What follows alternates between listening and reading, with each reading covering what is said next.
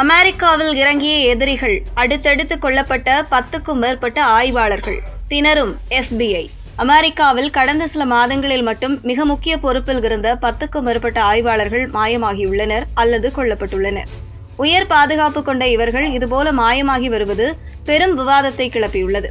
இது தொடர்பாக நாம் விரிவாக பார்க்கலாம். அமெரிக்காவின் மிக உயரிய பாதுகாப்பு மற்றும் விண்வெளி ஆராய்ச்சி துறைகளில் பணியாற்றும் விஞ்ஞானிகள் அடுத்தடுத்து மர்மமான முறையில் உயிரிழப்பதும் மாயமாவதுமான சம்பவங்கள் பெரும் அதிர்ச்சியை ஏற்படுத்தியுள்ளன.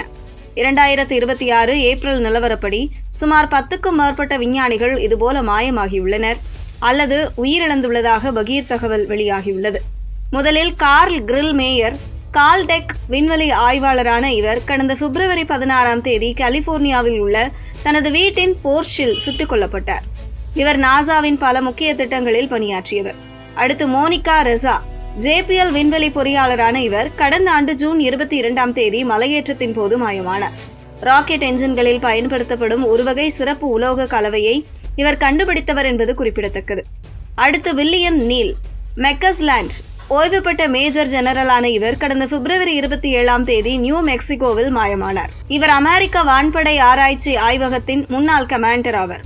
தனது செல்போன், கண்ணாடி போன்றவற்றை வீட்டிலேயே விட்டுவிட்டு சென்றுள்ளார். அதன் பிறகு இவர் மர்மமான முறையில் காணாமல் போனார்.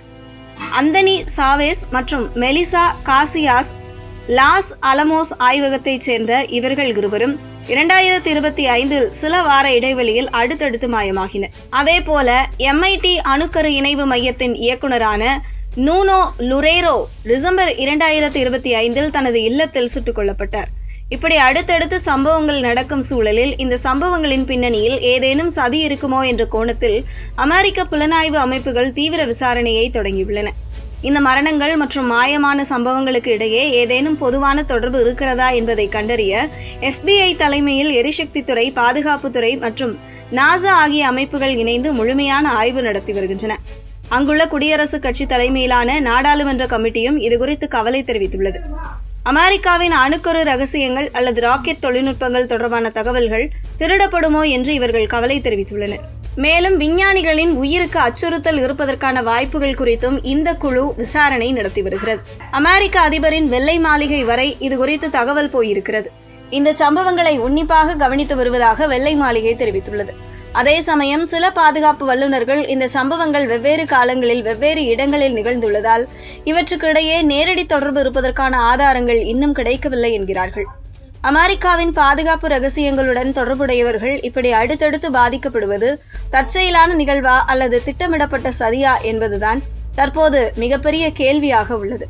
ஹார்முஸ் ஜலசந்தியில் ஏற்பட்ட கன்னிவெடி சிக்கல்களைப் போல இதுவும் ஒரு நீண்டகால பாதிப்பை ஏற்படுத்தக்கூடிய மர்மமாகவே பார்க்கப்படுகிறது.